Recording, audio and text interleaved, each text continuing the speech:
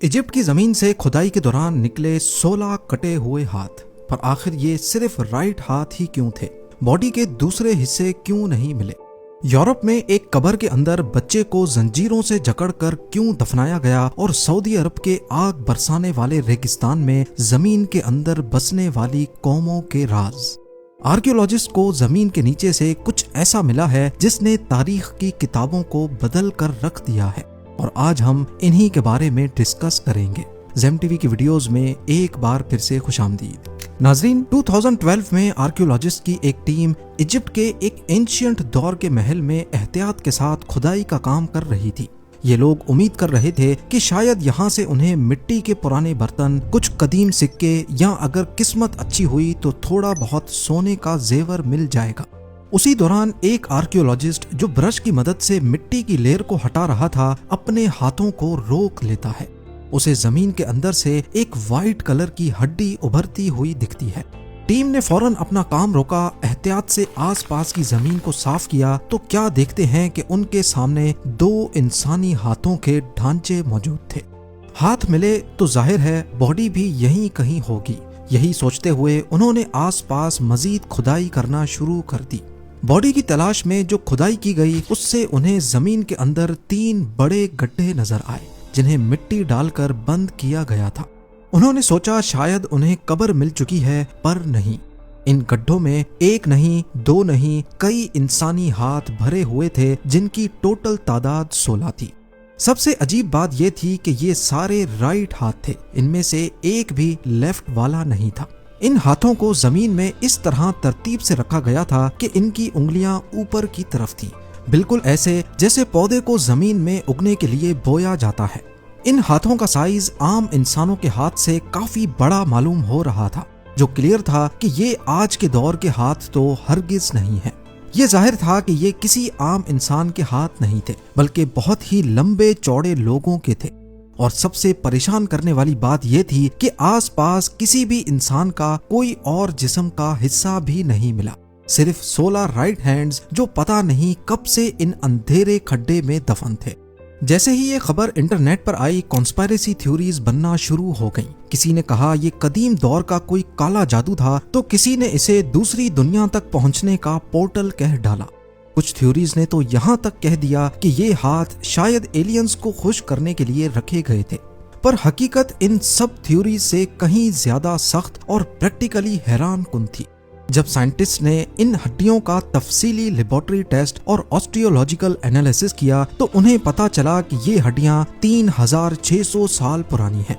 वो दौर जब यहाँ हाइक्सोस नाम की एक कौम आई थी इजिप्ट पर कब्जा करने के लिए। माना जाता है कि हाइक्सोस असल में आज के सीरिया से आने वाली कौम थी, जिन्होंने अवारीस को अपना कैपिटल बनाया था।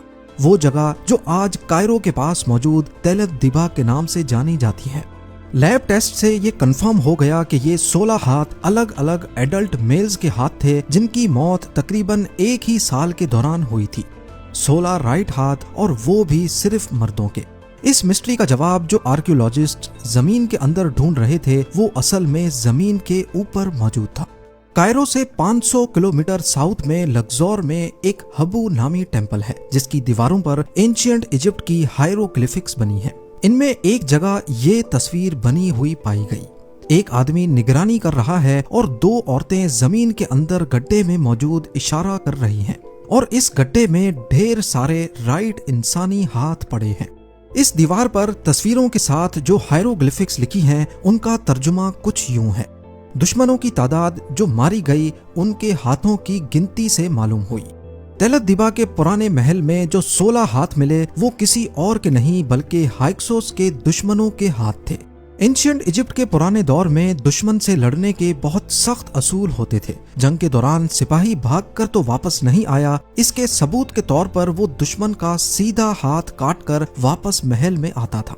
ये इसलिए किया जाता था ताकि वो दुश्मन जिंदगी में दोबारा कभी तलवार या नेजा ना पकड़ सके। एक फौजी जब मैदान जंग से वापस महल में आता तो वो इस खौफनाक ट्रॉफी को अपने बादशाह के सामने पेश करता और इन गड्ढों में फेंक देता। हर एक कटे हुए हाथ के बदले उस फौजी को इनाम में सोना दिया जाता था, जिसे गोल्ड ऑफ वैलर यानी बहादुरी का सोना कहते थे। ये कदीम मिस्र की एक अजीब करेंसी थी, एक जालिमाना लेकिन हिसाब रखने का एक बेहतरीन तरीका था कि किस फौजी ने कितने दुश्मनों को हराया है। अब बात करते हैं पिरामिड्स के पास जमीन के अंदर से मिलने वाले एक कमरे की। ये बात ज्यादा पुरानी नहीं जब मई 2024 में जियोफिजिसिस्ट्स की एक टीम गीजा पिरामिड्स के ठीक बाहर एक बिल्कुल प्लेन और रेतीले मैदान पर अपना काम कर रही थी। ये लोग ग्राउंड पेनिट्रेटिंग रडार यानी जीपीआर नामी मशीन्स के जरिए जमीन के अंदर कुछ सिग्नल्स भेज रहे थे। ये वो इंस्ट्रूमेंट होता है जो जमीन को खोदे बिना कई मीटर की गहराई तक जमीन के नीचे देख सकता है। दिन ढलने के करीब था और टीम अपनी जीपीआर डिवाइसेस को बंद करने वाली थी। इसी दौरान अचानक उनके कंप्यूटर्स पर अजीबो गरीब वेव पैटर्न बनने लगा। उन्होंने देखा कि जमीन से कई मीटर नीचे एल शेप की एक टनल बनी हुई है। ये 10 मीटर लंबी और 15 मीटर तक चौड़ी थी, पर इसके अंदर रेत और मलबा डालकर इसे बंद किया गया था। रडार वेव पैटर्न से साफ वाज़ेह था कि इस एल शेप में मौजूद रेत बाद में डाली गई थी। मामला तब संगीन हो गया जब रडार ने उस एल शेप की टनल के भी नीचे एक हॉलो कैविटी डिटेक्ट की जो मजीद 10 मीटर तक नीचे जा रही थी। यूं समझ लें एक खाली कमरा, एक ऐसा सीक्रेट कमरा जो हजारों टन रेत और मिट्टी के नीचे दबा हुआ था। जैसे ही ये खबर लीक हुई और इंटरनेट पर पहुंची, पूरी दुनिया के कॉन्स्पिरेसी थ्योरिस्ट्स ने इस पर कहानियां बनाना शुरू कर दी। कुछ ने कहा हॉल ऑफ रिकॉर्ड्स मिल गया है जिसमें कदीम और तबाहशुदा सिविलाइजेशंस का सारा इल्म और खजाना छुपा है। लेकिन इसका सच समझने के लिए आपको ये जानना होगा कि जीपीआर मशीन काम कैसे करती है। जीपीआर जमीन में रेडियो वेव्स भेजता है और फिर कैलकुलेट करता है कि वो वेव्स पत्थरों या खाली जगहों से टकराकर कितनी देर में वापस आती हैं। जब माहिरीन ने इन वेव्स के डाटा को बारीकी से स्टडी किया तो एक बहुत ही सिंपल लेकिन जीनियस बात सामने आई। वो अजीब एल शेप और खाली जगह असल में एक बहुत बड़ी खोदी गई ट्रेंच थी जिसे बाद में बारीक लाइमस्टोन और रेत से भर दिया गया। आर्कियोलॉजिस्ट का ख्याल है कि ये एल शेप्ड स्ट्रक्चर असल में एक रास्ता था जो नीचे मौजूद असली मकबरे या किसी खास कमरे तक जाता था। एंशिएंट इजिप्ट में जब कोई बड़ा ऑफिशियल मरता था तो उसकी कब्र के ऊपर ऐसे ढांचे बनाए जाते थे ताकि नीचे मौजूद कब्र महफूज रहे। इस स्ट्रक्चर की सबसे अजीब बात यह है कि इसे रेत से भर दिया गया था। इसका मकसद कब्र को चोरों से बचाना भी हो सकता है ताकि डाकुओं को लगे कि यहाँ सिर्फ रेत है और वो असली कब्र तक ना पहुँच सके। क्योंकि ये जगह गीजा प्लेटो पर ही पिरामिड्स के बराबर में मौजूद है, तभी रिसर्चर्स का ये भी मानना है कि हजारों साल पहले जब कदीम इंजीनियर्स इन पिरामिड्स को बना रहे थे तो उन्होंने इस बड़ी जगह को एक पत्थर की कान या फिर पिरामिड्स पर भारी पत्थर चढ़ाने वाले रास्ते के तौर पर इस्तेमाल किया था। जब पिरामिड पूरा हो गया तो उन अजीम और होशियार आर्किटेक्ट्स ने अपनी कंस्ट्रक्शन का सारा गंद साफ किया, उस बड़ी खाई को रेत और मिट्टी से भर दिया ताकि पिरामिड के इर्द गिर्द की जगह बिल्कुल फ्लैट और खूबसूरत दिखे। गीजा प्लेटो एक सेक्रेट जगह है जहां पर फिजिकली खुदाई करना कई कीमती चीजों को नुकसान पहुंचा सकती है, तभी यहां किसी किस्म की एक्सकवेशन की इजाजत नहीं है। अगस्त 2023 में पोलैंड के एक छोटे से गांव पीन में निकोलस कोपरनिकस यूनिवर्सिटी के आर्कियोलॉजिस्ट की एक टीम खुदाई कर रही थी। ये टीम दरअसल उस कब्रिस्तान को ढूंढ रही थी जहां कदीम दौर में समाज से ठुकराए हुए लोगों को दफन किया जाता था। काम के दौरान एक रिसर्चर की नजर मिट्टी में दबी एक नन्ही सी खोपड़ी पर पड़ी। शुरू में लगा कि शायद ये एक आम कब्र है, लेकिन जैसे ही मिट्टी साफ की गई वहां मौजूद हर कोई शॉक्ड हो गया। आर्कियोलॉजिस्ट ने देखा कि एक बच्चे का स्केलेटन इंतहाई अजीब हालत में पड़ा है। बच्चे का ढांचा मुंह के बल कब्र में पड़ा था। पुराने दौर में ये इसलिए किया जाता था ताकि अगर मुर्दा जिंदा हो जाए तो वो ऊपर निकलने के बजाय जमीन की गहराई में ही धंस जाए। सबसे ज्यादा दहशतनाक चीज उसके पैरों पर लगा एक पैडलॉक था। ये ताला इस बात की अलामत थी कि उस नन्ही सी जान के लिए दुनिया का दरवाजा हमेशा हमेशा के लिए बंद कर दिया गया है। इस दरियाफ्त ने पूरी दुनिया में सनसनी फैला दी। लोग इसे वैम्पायर चाइल्ड कहने लगे, लेकिन रिसर्चर्स के लिए असली सवाल कुछ और ही था। आखिर इस मासूम बच्चे ने ऐसा क्या किया था कि उसके अपनों ने ही उसे मौत के बाद जंजीरों में जकड़ दिया। आर्कियोलॉजिस्ट और फॉरेंसिक एक्सपर्ट्स ने इस स्केलेटन पर महीनों तक रिसर्च की। उन्होंने डीएनए टेस्टिंग और हड्डियों के स्ट्रक्चर का जायजा लिया। इस इन्वेस्टिगेशन से जो हकीकत सामने आई वो किसी हॉरर फिल्म से कम नहीं थी। इन्वेस्टिगेशन से पता चला कि 1600s में पोलैंड में वैम्पायर पैनिक फैला हुआ था। लोगों का मानना था कि कुछ लोग मौत के बाद वापस आकर अपनी जिंदा फैमिली वालों का खून पीते हैं।